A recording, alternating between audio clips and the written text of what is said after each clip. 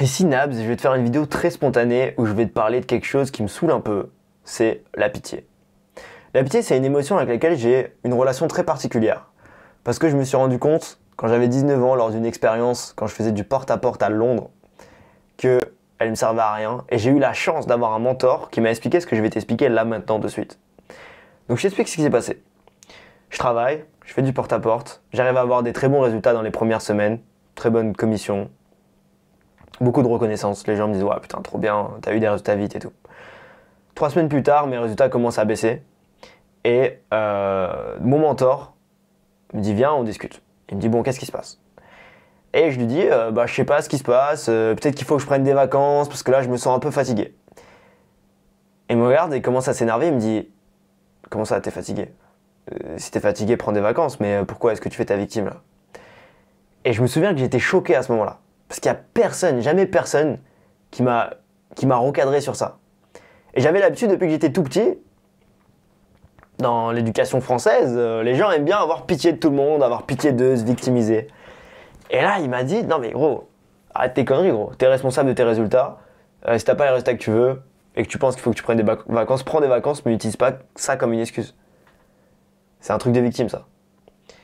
Et je me suis dit « Waouh, ok. » Ça m'avait vraiment bouleversé émotionnellement à ce moment-là. Et c'est quelque chose que j'ai pu intégrer du coup au fur et à mesure. Et cette conversation, je ne l'ai jamais oubliée. Il y a des conversations comme ça qu'on n'oublie jamais. Et quelques années plus tard maintenant, je suis coach en séduction.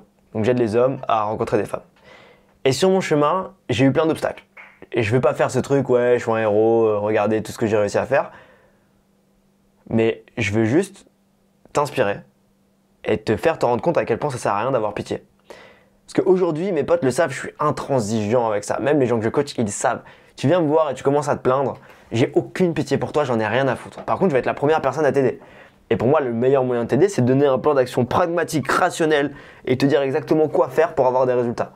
Et absolument pas te dire « Ah, c'est dur, je comprends que ce soit dur, c'est très dur. » Ça n'a jamais aidé personne de chialer sur ton sort. Si tu vois un SDF dans la rue, que tu vas le voir et que tu chiales pour lui, est-ce que ça va l'aider?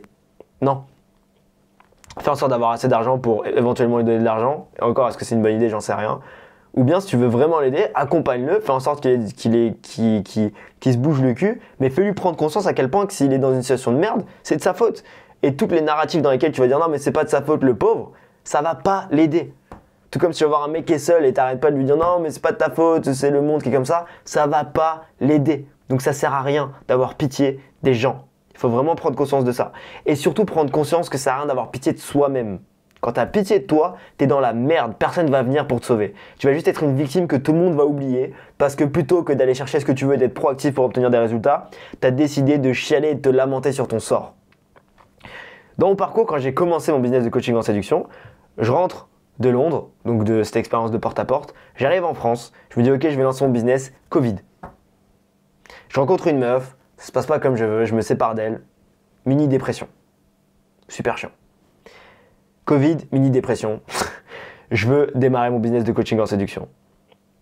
Quand j'essaie de le faire, on me dit ouais, je pense que les gens ils vont pas s'identifier à toi parce que t'es grand, taille, parce que physiquement t'as un beau physique, j'en sais rien, genre j'ai un visage apparemment qui est symétrique.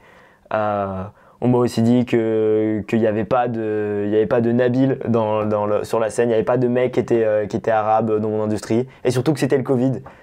Donc personne n'avait envie de faire des rencontres en sortant dans la rue. Et en plus qu'il y avait un mouvement MeToo où les femmes détestaient le fait que les hommes abordent des femmes dans la rue. Que c'était impossible de faire des caméras cachées maintenant parce que à cause de tous ces mouvements-là, tu vas te faire censurer. Tous ces trucs, on me les a mis dans la gueule plein de fois. Et c'est juste des excuses. Et si à un moment donné, quand je faisais face à des difficultés, que j'avais du mal à faire des caméras cachées, ou que j'avais du mal à sortir pour travailler sur mes compétences, ou que j'avais du mal à obtenir des clients, et que j'ai eu pitié de moi, je me suis dit, c'est vrai que c'est dur avec le Covid, les gens ils veulent pas sortir. Il n'y avait pas de boîte de nuit pour pouvoir sortir et faire mes coachings. Si à un moment donné j'avais pitié de moi, j'aurais jamais pu faire ce que j'ai réussi à faire. Et quand je te dis faire ce que j'ai réussi à faire, je te dis pas ah regardez je suis un monstre, j'ai réussi à faire ça. J'aurais jamais pu aider tous les gens que j'ai pu aider aujourd'hui. Il y a plus d'une centaine d'hommes que j'ai pu vraiment sincèrement aider et leur changer la vie. Et je suis très fier de ça, je suis très content de ça. Et j'aurais jamais pu apporter cette valeur à la société si je me lamentais sur mon sort comme une victime. Donc si tu regardes cette vidéo et que tu as tendance à te dire « Ah mais c'est dur, c'est compliqué », arrête de faire ça. Ou bien, tu as le droit de faire ça, mais arrête de dire que tu as envie d'avoir des résultats. Arrête de dire que tu veux être cette personne, tu veux monter un business, tu veux avoir les femmes que tu veux dans ta vie, tu veux être cette personne charismatique et d'un autre côté te plaindre et te lamenter sur ton sort et d'avoir pitié de toi. Arrête de dire que si t'as pas les résultats que tu veux, c'est parce que tu as eu des traumas dans le passé, donner du contrôle aux gens qui t'ont traumatisé dans le passé et te dire que ouais, c'est plus compliqué pour toi que pour quelqu'un d'autre. Arrête de regarder à droite à gauche et te comparer aux autres et arrête de te lamenter sur tes circonstances. Tes circonstances ne changent absolument rien à ta situation actuelle. Peu importe si c'est ta faute ou pas si t'es dans cette situation, c'est ta responsabilité d'en faire quelque chose. Peu importe que ce soit le Covid dehors pendant que je suis en train de développer mon business et que je puisse pas faire de coaching dans des boîtes de nuit alors que la plupart de mes coachings c'était ça, je vais trouver des solutions. Puisque j'ai pas d'autre alternative en fait. À quoi ça sert de me plaindre? Du coup, j'ai développé ce mindset là. À chaque fois que j'ai pitié de moi, je me dis oh, ferme ta gueule. C'est pas que tu as pitié de toi, c'est pas que c'est dur, c'est juste que t'es pas assez bon. Est-ce que tu as réfléchi à cette éventualité? Est-ce que dehors, tu n'arrives pas à trouver la meuf que tu veux parce qu'elles sont tous en couple, ou parce que tu n'es pas assez beau, parce que tu n'es pas assez grand, ou bien tu n'arrives pas à trouver la meuf que tu veux parce que tu n'es pas assez bon? Et c'est ça la vérité que personne ne veut savoir. Si tu n'arrives pas à développer le business que tu veux, c'est pas parce que c'est compliqué d'avoir des leads en faisant des ads, ou c'est compliqué d'avoir des leads en envoyant des DM, ou c'est compliqué de faire des vidéos YouTube. C'est parce que tu n'es pas assez bon.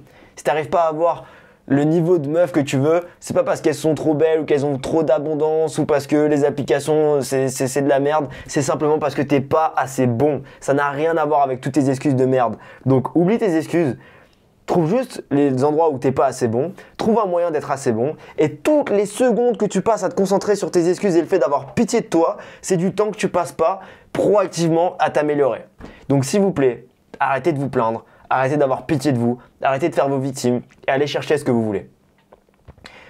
Ce message s'adresse aux gens qui passent par là et qui ont envie de s'améliorer avec les meufs. Et il vient sincèrement du cœur en fait. Je sais qu'il y a au moins un pourcentage de personnes qui vont regarder cette vidéo qui vont se dire « Ok cool, j'avoue je fais trop ma salope, faut que j'arrête de me victimiser, faut que je passe à l'action. » Et c'est juste ces gens que je cible. Il y en a d'autres qui vont se trigger, il y en a d'autres qui vont dire oh, « C'est compliqué. » Faites ce que vous voulez, c'est pas grave, c'est pas à vous que je m'adresse. C'était Nabs, je vous souhaite une excellente journée. Bisous.